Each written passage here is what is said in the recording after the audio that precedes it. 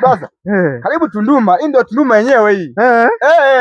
Nasikia kuna nikupe siri moja. Kuna pembe wako Kilimanjaro pale. Wa kwenu sio umetoka. Ni huko huko wanasema Zanzibar ni huko huko. Sasa unajua Wapemba ni tofauti kidogo.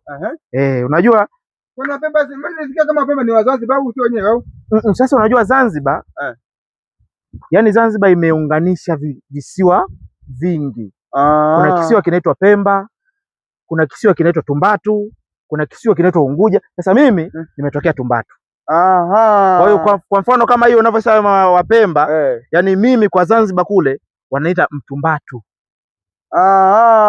Alafu anatokea Pemba anaitwa Mpemba. Sasa ndio maana mmenichanganya, mnaniambia huku kwa Mpemba. Kwa Mpemba. Sasa huku ni mji, yani Tunduma lakini kuna stendi hata Mpemba. Sawa. Hello. Kwa nini amesema kwa Mpemba? Mimi nikajua kwa Mpemba. Yaani karibu Tunduma brother, hapa ndio Tunduma, utakuta wenzee wako. Sasa karibu Tunduma, hii ndio Tunduma yenyewe hii. Nasikia kuna nikupe siri moja. Kuna pembe wako Kilimanjaro pale.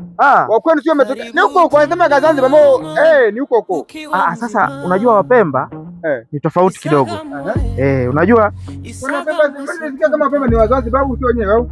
Sasa unajua Zanzibar yaani Zanzibar imeunganisha visiwa vingi. Kuna kisiwa kinaitwa Pemba, kuna kisiwa kinaitwa Tumbatu, kuna kisiwa kinaitwa Unguja. Sasa mimi nimetokea Tumbatu. Kwa hiyo kwa mfano kama hiyo unavyosema Wapemba, yani mimi kwa Zanzibar kule wanaita Mtumbatu. Alafu anatokea Pemba anaitwa Mpemba. Sasa ndio maana mmenichanganya, mnaniambia huku kwa Mpemba. Kwa Mpemba. Sasa huku ni mji, yani Tunduma lakini kuna stendi hata Mpemba. Sawa. Hello. Kwa nini amesema kwa Mpemba? Mimi nikajua kwa Mpemba.